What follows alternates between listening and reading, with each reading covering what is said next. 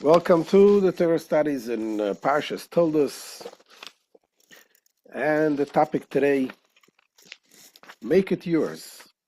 Finding your voice inside the tradition.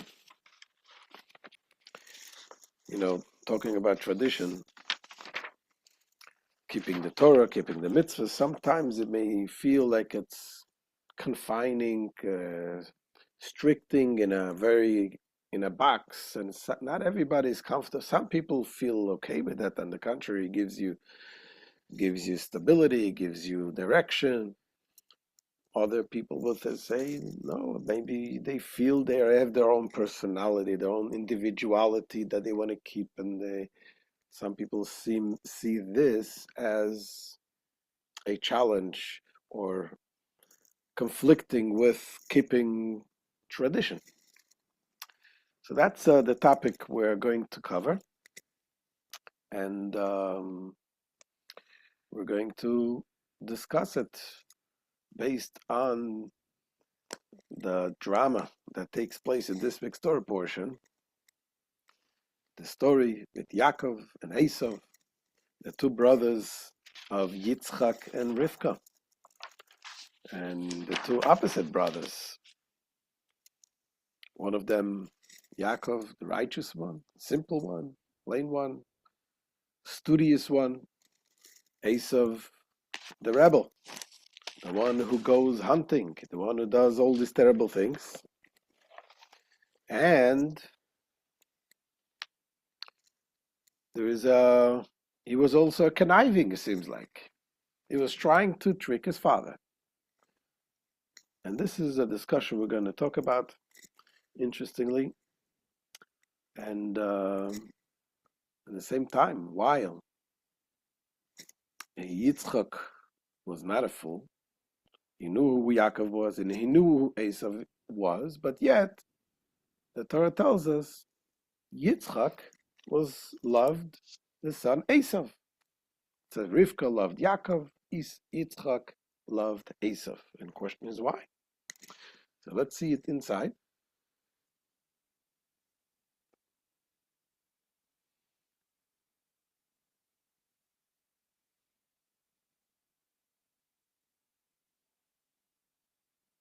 So here's in this week's Torah portion. The lads grew up. Esau became a man who understood hunting, a man of the field. Yaakov was a wholesome man, living in tents. Oh, Halim, what kind of tents? Our sages tell us the tent of shame and aver. Those are the tents of those who delivered the Torah. They came. Shem was the son of Noach. Aver was his grandson. Who were teaching the Torah. And that's where Yaakov hung out. And verse 28 says, and Yitzchak loved Esau because he ate of his trappings. But Rivka loved Yaakov. And the question is why? So Yitzchak was bribed with a steak. He loves his trapping. Why would Yitzchak favor Esau, the wild hunter, over the pious and studious Yaakov? And Rashi tells us, when the Torah says that Yitzchak loved Yaakov because he has trapping, Kitzayid befiv, he had trapping in his mouth, means that in Yitzchak's mouth, Yitzchak ate from the huntings of Esau. Rashi says no, it has a different meaning, a deeper meaning. That it wasn't in Yitzchak's mouth, but it was in Esau's mouth. It was trapping in Esau's mouth. Esau was conniving with his mouth. And Rashi says, an example, what he did. Says Rashi, Yedei Tzayid, quoting from the verse in the Torah, it says that Esau was Yedei Tzayid. Esau was one who understood hunting. Says Rashi, what does that mean? Esau knew how to trap and deceive his father with his mouth. and ask him, Father, how do we give maaser from salt and straw? Maaser, of course, is tithing. There is the mitzvahs in the Torah to give the 10% of the food you have. So he says, how do we give maaser from salt and straw? His father thereby thought that he was scrupulous in his mitzvah observance. So basically, that's what it means. It wasn't just a piece of steak that convinced Yitzchak that Esau was a good kid. It was the trapping in his mouth. It was the lies, the deceiving, the questions. So Esau asks similarly pious questions to present himself as religiously sincere, which influenced Yitzchak's desire to bless him before his death. And that's what happened.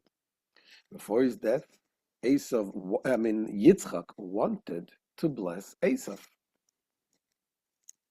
As the Torah goes on to say, Yitzchak, and when Yitzchak grew old, his eyesight faded, and he could not see.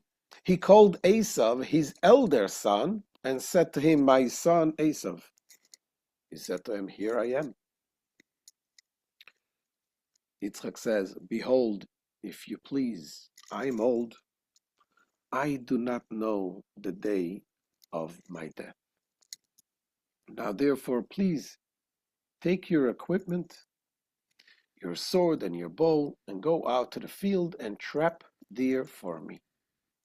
Make it into a tasty dish for me, the way I like it, and bring it to me, that I may eat, so that my soul will bless you before I die.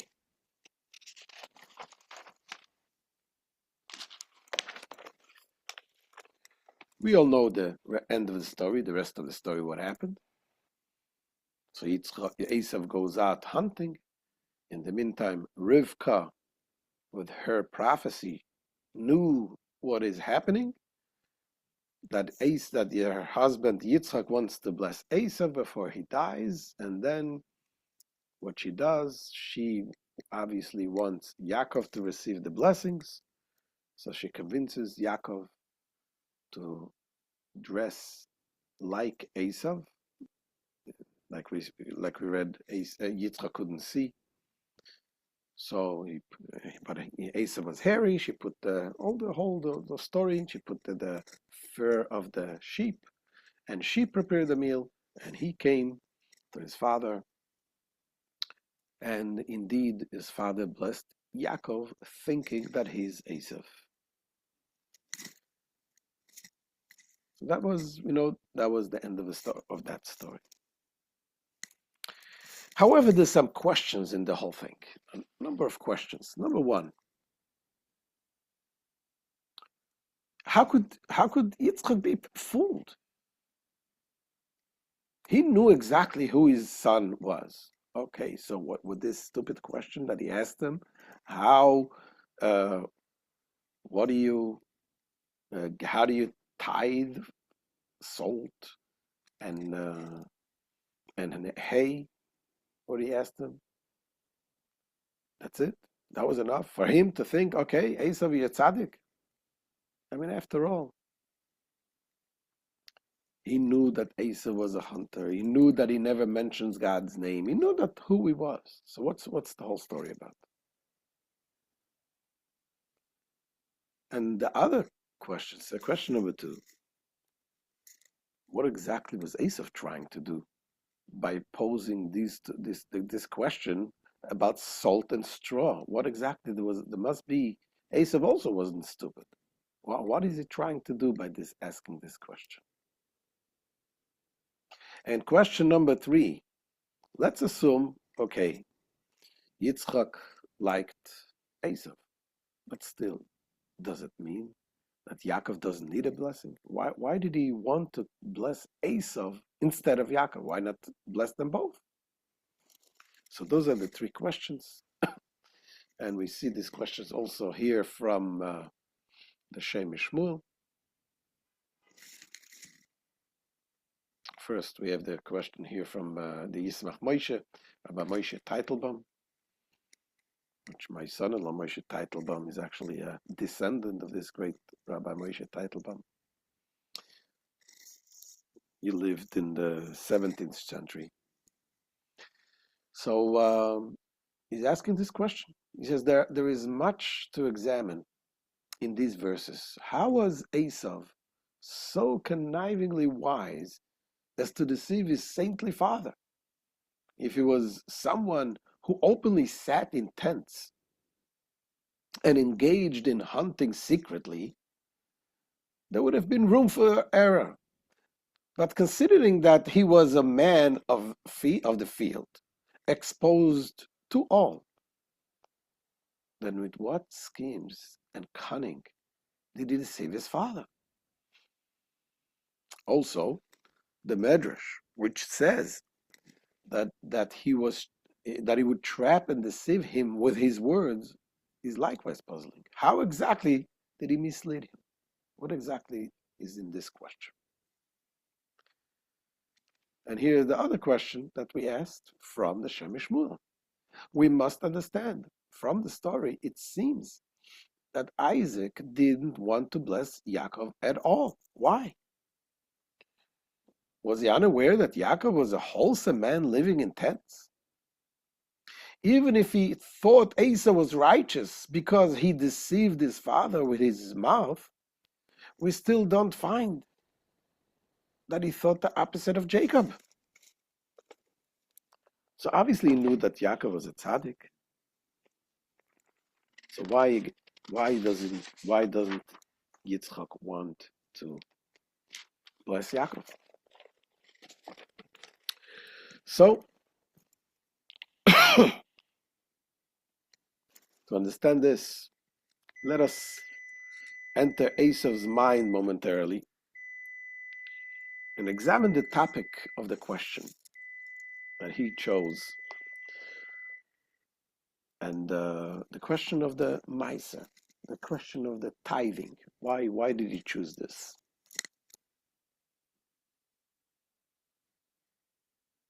So we know the laws of Meiser has many laws, and part of the law is regarding the Meiser, regarding the tithing, is that you have there's certain things that are obligated in giving Meiser, giving it the tithing of the food. And some things are not obligated. We're not obligated. So for example, salt and straw are both exempt from the mitzvah of giving Meiser. You have to give Meiser from food that grow, not salt, and not straw, which is not human food. So that's what the Rebbe Mizrahi says. He brings the explanation. He says he chose straw and salt over all other items because they are exempt from Meiser, both biblically and rabbinically. This stands in contrast to other items like vegetables.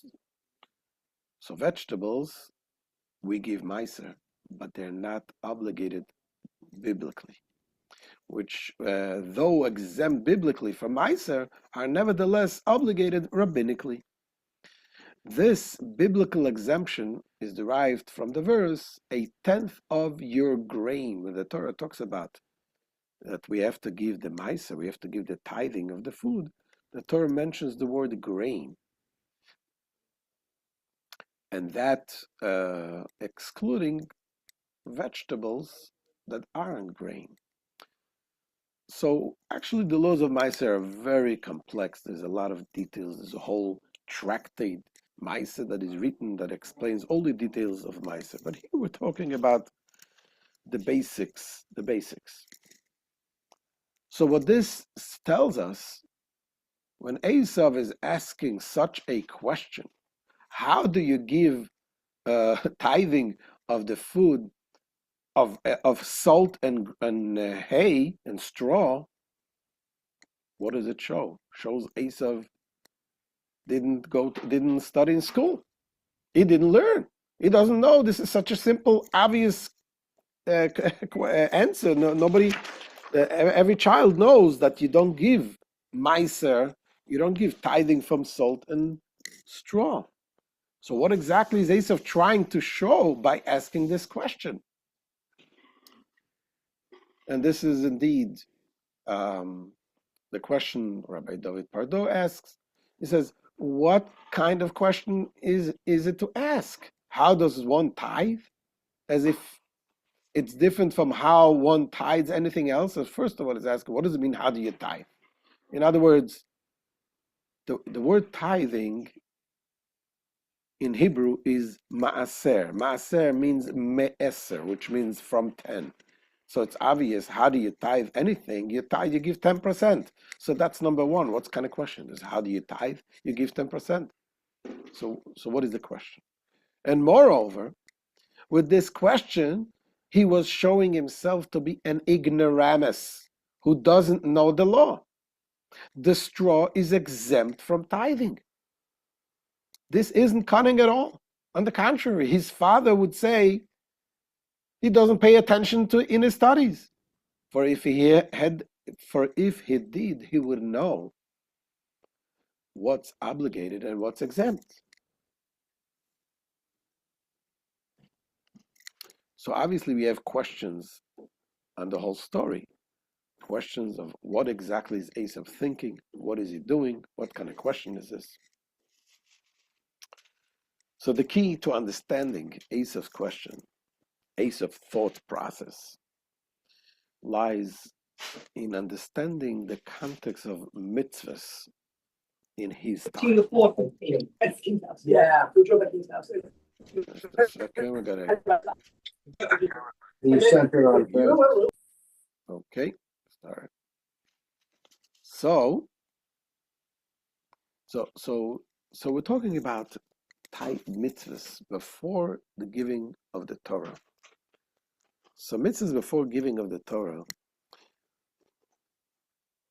were observed not the way it is observed after the giving of the Torah. Our sages tell us that the Avot, the ancestors, did observe the mitzvahs, and indeed they did. But not all the details of the laws was observed the way it is observed after the law was given in Mount Sinai with all its details. For example, we know Yaakov Avinu, he observed the mitzvah of tefillin, but it was more of a spiritual way of doing it. It says when he was carving the sticks, the staff, and the tefillin, he was observing that mitzvah. He had the spiritual meaning of it. And the same thing is different mitzvahs were observed, but not to all the details the way it was done after the giving of the Torah. And the same thing is true with the law of the giving the tithing, giving the maser, giving the 10% maser, which was 10% of the crops. That mitzvah was in generally kept, but not with all the details, as we will find an example what we learned about Abraham 3 weeks ago in Parshas Lech Lecha. We learned about Abraham when he was given 10% of all of his possession to Malki Tzedek, the king Malki Tzedek, who was a Kohen, he was a priest to God. So he was giving the 10% of everything, not just the fruits that grow. So this is the key to understand the answer. So in pre-Sinai world, mitzvahs were observed voluntarily and without the halachic precision that came later.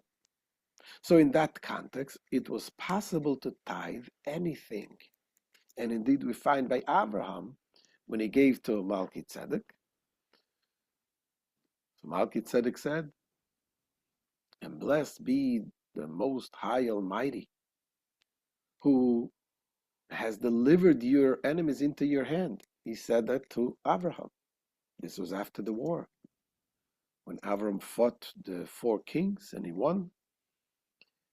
and he came to Melchizedek. Melchizedek gave him this blessing, and Avram gave him a tenth of everything. So we see that Avram did give maaser from everything. And this is exactly what Esau is saying. Basically, Esau knew that is indeed you give maaser of everything, including salt and including straw. What he didn't know is how to give the tithing. What does it mean, how we tithe? He didn't know how we estimate, how we value the salt and the straw. What's the problem? The problem is there is something in common denominator between salt and straw, is that by themselves, salt does not have much value. It's not a very expensive item. However, when you use salt and you put it in a pot of chicken soup, the whole chicken soup becomes a flavorful chicken soup. So the value of the salt by itself is not so much, but the value, the way it is an added value to the food, it is much greater value. Same thing is also with straw. This is something we will not be expected to understand, because it's not something we do these days. But back in the days, they used to build bricks with mud and water, and they used to use the straw to hold the bricks. So the straw by itself is not a very expensive item. The value of it is they use it for either fodder for the animals, or fuel for burning in the oven.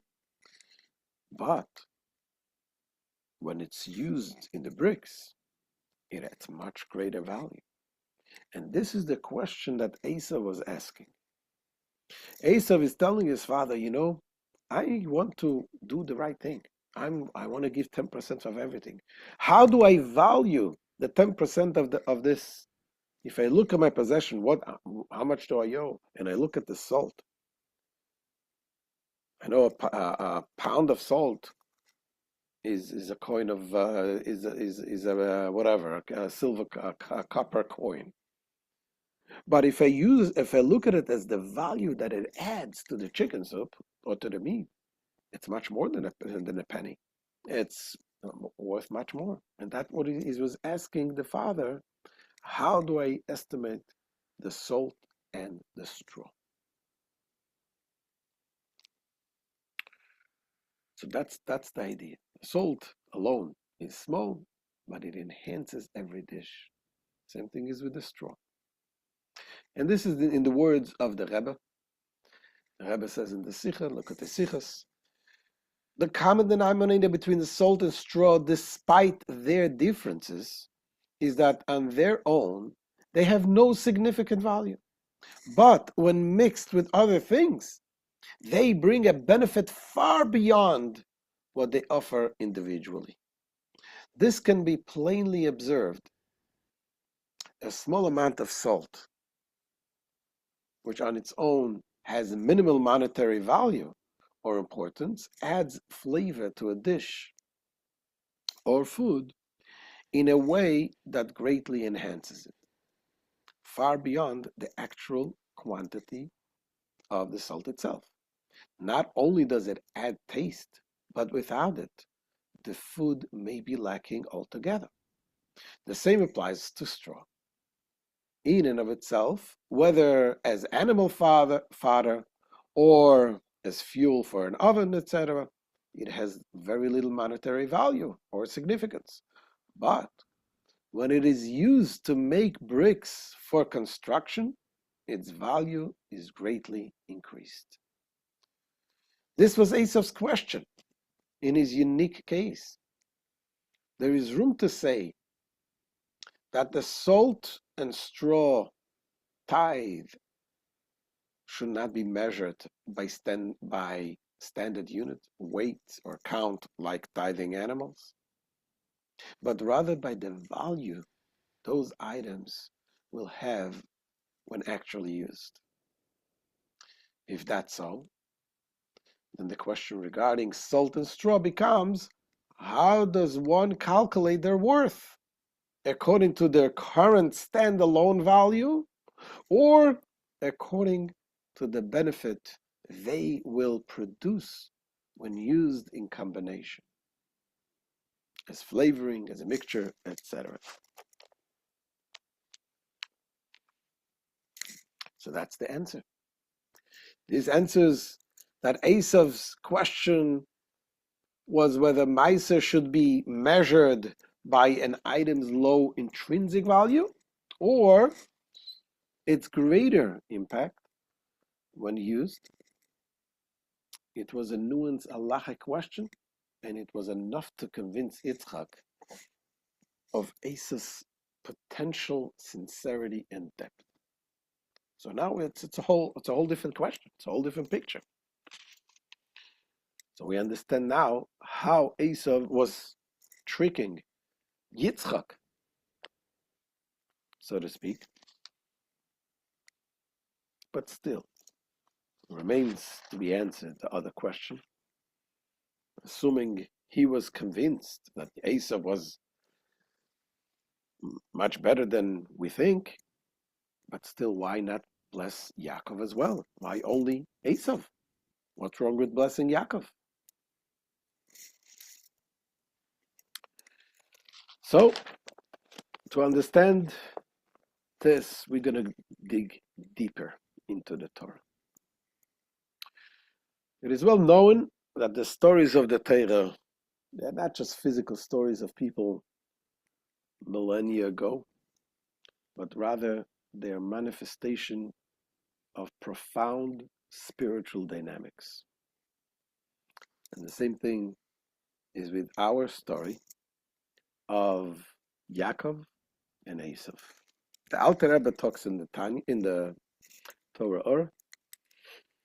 He brings in the Chassidus, explains the depth of this difference between Yaakov and Esau.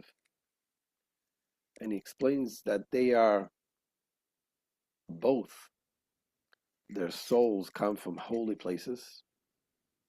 The roots of the soul of Esau is from a higher place than the root of the soul of Yaakov. In Kabbalistic terms, it says there is the Olam Atohu and Olam Atikun. Olam Atohu means the world of chaos. Olam Atikun is the world of correction, of discipline. What does that mean? It's a deep concept in the Kabbalah. I'm sure some of you have heard this before, some of you have not. But in short, what it means, it says God created the world in the beginning with great spiritual energy, godly light that caused chaos, and meaning it was so powerful and so intense that the world was not able to contain these great lights, and it caused a shattering of the vessels. The vessel that contained the light, the spiritual light, were shattered.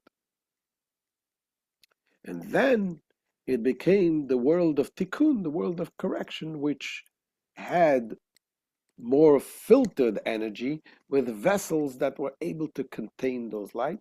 And this represents the soul of Esau versus the soul of Yaakov. Esau had such a soul with a very high potential, but he couldn't contain it. And this drove him to do crazy things. And he was not able to contain it. Yitzchak saw the potential. Yitzchak wanted to give him the blessing to fix him, so he would use his potential in a proper way. But obviously that didn't work. And Yaakov took the blessings instead, because the fixing of Esau's neshama has to go through Yaakov. So that is, in short, the whole Kabbalistic concept of Yaakov and Esau with the source of the soul. The way it is explained in Chassidus, we're going to read a little bit of it, the way the Alter Rebbe brings it in the Torah, and then we're going to talk about how this relates to our life. Says the Alter Rebbe as follows: according to Kabbalah, Yaakov is rooted in the spiritual world of tikkun, the discipline, whereas Esau was rooted in the spiritual world of tohu, the chaos. The light of tohu are very powerful, but they could not be contained. As a result, the lights withdrew, leaving the containers to shatter and fall below. This is why Esau, as he manifested in this world, became a wicked person. Because those vessels, the vessels of the light of Tohu, shattered and fell down below.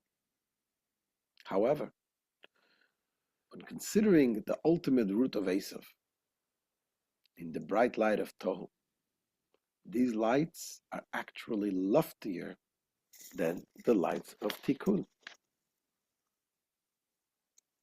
So what emerges is that Esau's soul possessed an intense energy, one that tragically couldn't be harnessed in a constructive and positive way. Ultimately, this led him to a life of base wickedness. In other words, he essentially embodied the tragedy of unrealized potential. That was the tragedy of Esau. He had a potential, but that potential was unrealized.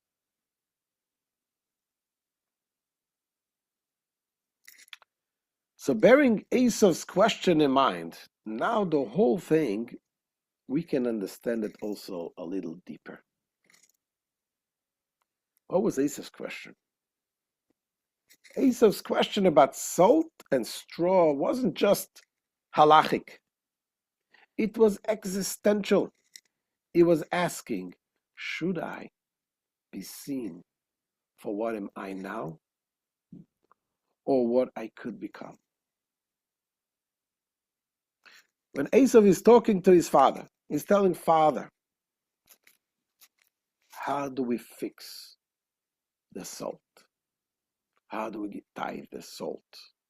What is he saying? How do we do it? Salt by itself is not very tasty. But how do we use the potential out? So Esau really was talking more. There is the physical Esau, the way he's here, but there is also the way, the Esau, the way in his root is asking and talking to his father, Father, how do I do it? And this is, in essence, the words that Esau is saying. And Yitzchak hears those words. And Yitzchak's answer is by telling him, go out and hunt and get me the food. Make me matamim. Matamim is delicacies. Our sages tell us, the Rebbe brings it in Tanya, the word matamim, delicacies, plural, has a meaning of, just like delicacies, there's two types of delicacies. There is sweet delicacies, and then there is spicy delicacies. Sweet delicacies represent something which is pleasant. It's nice, it's good, it's smooth, there's no problems, no challenges. Then there is spicy delicacies. It's something which is, if you use it by itself, the spice, it doesn't do any good. On the contrary, it can cause you harm. It doesn't taste good. But if you use it properly, you're able to transform that spicy thing and to enhance the whole dish. And that's what Yitzchak is telling Esau. I want you to do delicacies for me. Meaning that I know that you possess things that being misdirected, it can cause you to go in terrible places, very low places. Those difficult challenges that you have come from a very high soul that you have, very high neshama. And this is when you do this delicacy, you turn that challenge into a spicy and spicing up a good dish, you're making good, then it's much, much greater than just sweet delicacies. Our sages tell us, it says,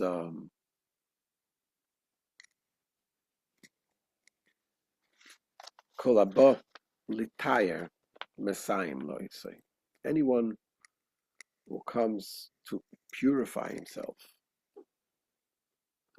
then he's being helped by Hashem. If a person decides to do teshuvah, to repent, to do the right thing, he's receiving help from Hashem. Kol haba l'tameh. Anyone who wants to defile himself, they open up for it. You can go if that's what you choose. There is an opening, and you can go that direction as well. We have free choice.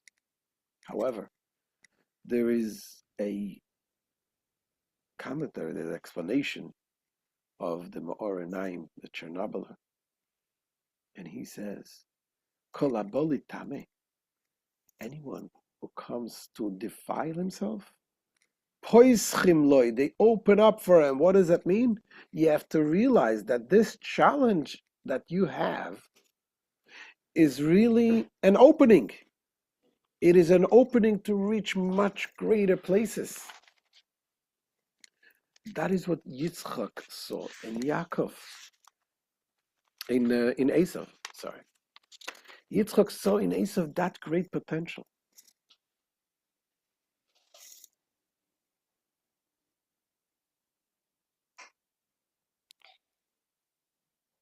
As I heard from Rabbi Jacobson, Rabbi YY says, "Don't let the struggle define you. You define the struggle. Don't let the struggle define you." Say that's a problem that people have. They said, "I have this thing, and that's who I am." And therefore, you come to conclusion that you cannot go anywhere. You cannot go anywhere good. You define the struggle. When you see a struggle, define it. What is it? What is it that you possess? What is it that you have? You have that talent, or you have that urge, even if it's a negative urge. Even if it's a urge. There was once a person, a young boy, came to the Rebbe. And back in the days when you were able to see the Rebbe privately, and people were talking the deepest concerns that they have, and this young boy had his nature was very arrogant nature, and was bothering him. He wants, he knows being arrogant is not a good thing. You got to be humble, and he wanted to work on himself, and he couldn't. It didn't help, and he asked the Rebbe, "What should I do? I have this nature." And surprisingly, he was shocked. The Rebbe's response was, "Okay, you have this nature, then show something for it. Prove yourself. You want to be arrogant? You want to feel that you're the best? Then do the best. You become the best. You worry about the arrogance later." In other words, it is not letting your struggle to define you. You define the struggle. You define what you do with what you have.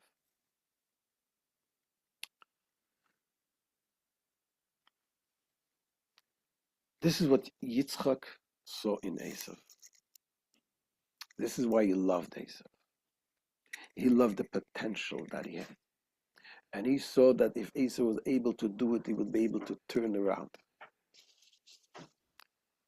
And that is also when people look at the religion and I see I'm so close, I'm not, what about myself? What about my own person, individuality?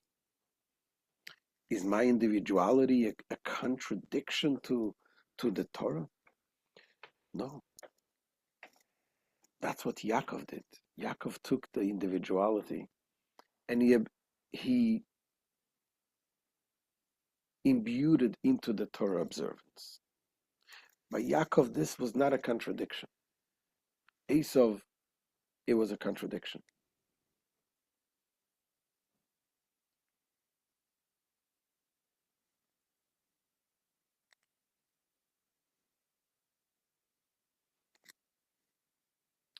This is, says the Kedushas Levi, Rabbi Levi Yitzchak of Berditchev says, Vezeu vayev etz Yitzchak. This is the deeper meaning of the verse, that Isaac loved Esau.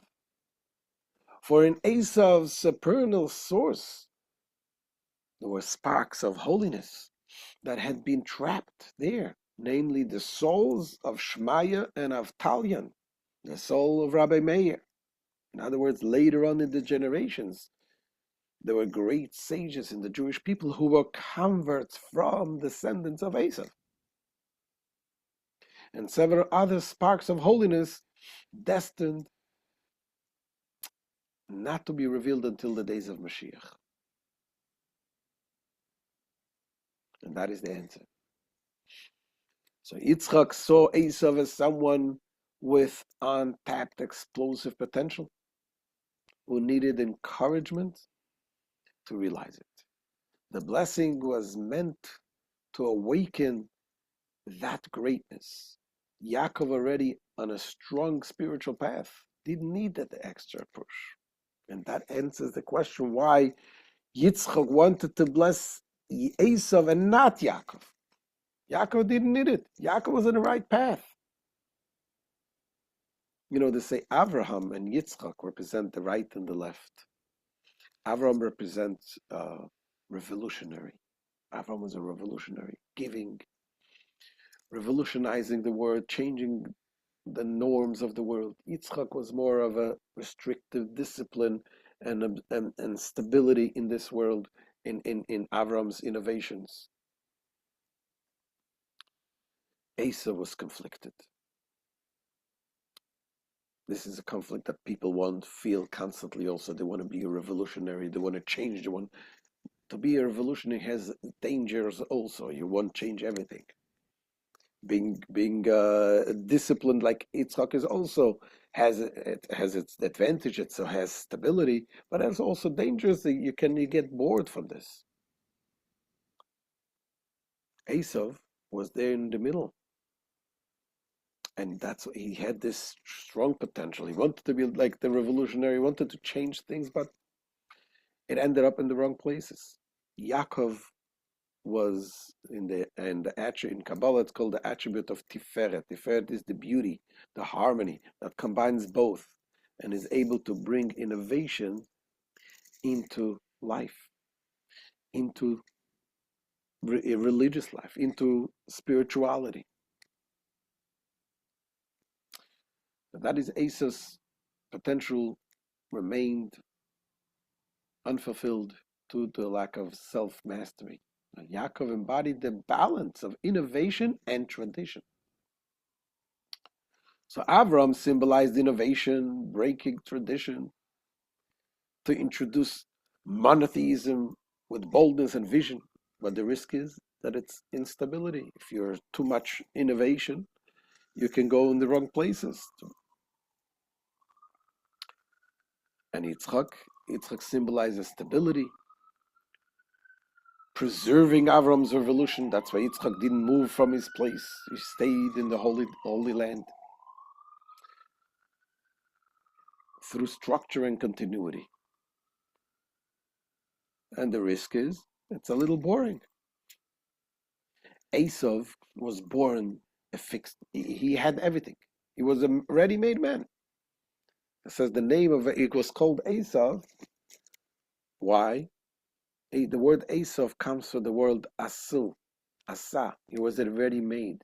Why? Because when he was born fully with full hair like an adult. That's what Rashi says there. And they called his name Esau. Everyone called him this.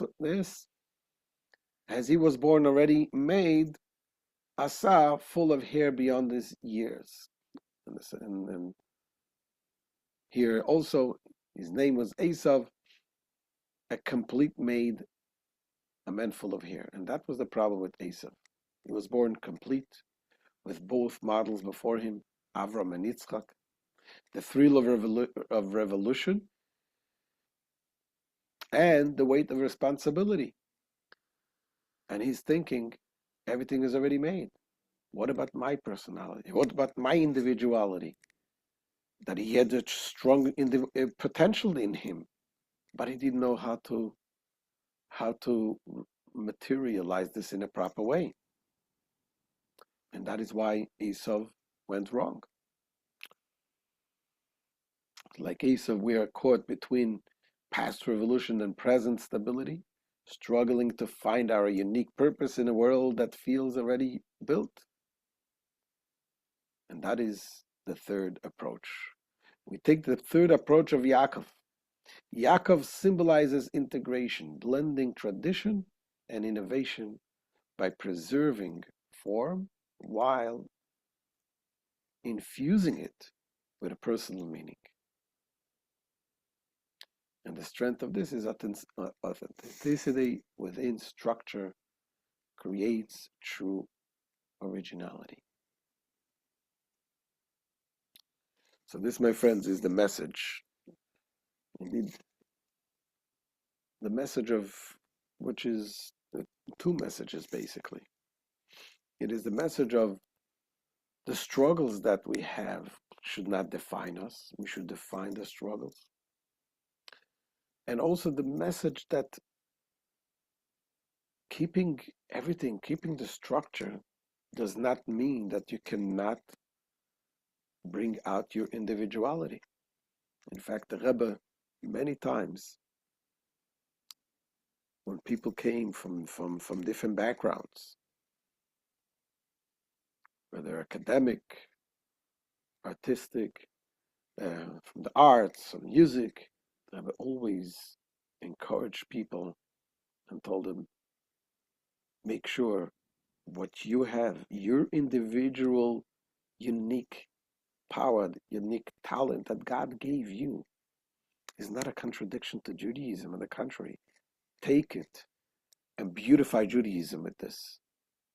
I mentioned the story with the Rabbi Nachshon, not Rabbi, the artist Baruch Nachshon, that I had the pleasure and privilege to be in his house in 1986 to blow the shofar at the minyan there, and he told me about the art that he's painting, and all of this. And the Rebbe guided him. He told him, your mission in life is to refine and to elevate the world of art. I'm paraphrasing, but that basically was the message. You have your individuality, use it out. Use it out in a proper way. So whatever God gave us, we find a way to use it out. If we don't, that's what happened with Esau. He got this tremendous energy, tremendous power, but he didn't realize that this is something to be used in a kosher way, and therefore took him in the wrong places. So Bezat Hashem, with this, Hashem will bless us all to be able to find everything what we see, everything what we have, and to use it to Hashem, and this way to enhance the world and bring the coming of Mashiach, which that is the ultimate thing that Yaakov is refining Esau, as it says, "V'olu Meshim B'Ar Tzion Lishpot et Ar Esau." The redeemers will go up to the Mount of Zion to judge the Mount of Esau, and that is when The kingship will be God's alone. Thank you all for joining. And any questions or comments we can take now? About that phrase, Rabbi, once again, what does it mean? Mount Redeemers will come to Mount of Zion to Mount judge Mount of Esau. What is the? I read it. I read it in the prayer, I believe, all the time, and I'm trying to understand what's the meaning. Well, that's exact. It says when Yaakov was running away from Lavan, he was confronted by his brother Esau, right? Remember the story? And he was afraid. He thought Esau was going to kill him. And he prepared for war, prepared for appeasing, and prepared for prayer. He prayed and so on. And in the end, his heart melted, and they became friends again. And Esau tells him, "Come, let us walk together. Let us go together." And Yaakov tells him, "No, you go on your own. I have little children. Rabbi Cohen? 1 second. No, I'm hold on. Rabbi. Stewie, hold on 1 second. When I'm finishing, Stewie, I'll be right back with you. So he says, so he tells him, I'm having my little children, and you go by yourself, and eventually I'm gonna get to you. Until I will come to you, to my master, to Seir. Seir was the place of Esau. So our sages explain what this conversation meant in the spiritual meaning. Yaakov, as we said before, he was from the world of tikkun, of fixing the world, of discipline, of refining the world. And he knew that this is our mission in this world, to refine everything, including Esau. Yaakov knew the potential that Esau has. When he met Esau, he thought that Esau is ready to be refined. He thought that Esau, it's time for Mashiach to come, time for Mashiach to be revealed. But apparently he realized after he met that it is not ready. He's still Esau. And he's not refined enough. And that's why he told him, you go on your way. One day I'm going to get to you. And that is what it refers to that verse. And the prophet says that the Redeemers will come to the Mount Zion, which is Yerushalayim, Jerusalem, to judge and to elevate and to purify the Mount of Esau, which means the rest of the world will be elevated, will be purified, and that is when Mashiach is going to come. Oh, so Mount Esau. I always thought, the way I understood it, is Mount Esau is a presentation of sin and disobedience of God. So it's not that at all. It's just a representation of the world outside of Torah, basically. Yep, as we just said, that temptation for sin also originates from a very deep place, a place that urge can be transformed into powerful goal, to powerful drive to do good things. Okay, I understand that. Thank you, Rabbi. I appreciate it. You're very Rabbi welcome. Cohen. Yes, Laser. Rabbi Cohen. Very quick question. Yeah. We know that Abraham had two sons, Ishmael and Isaac, right? He had more than two sons. He had. We learned last week. He had another 6 sons. He had another six more children. 6 more sons. How many kids Isaac had?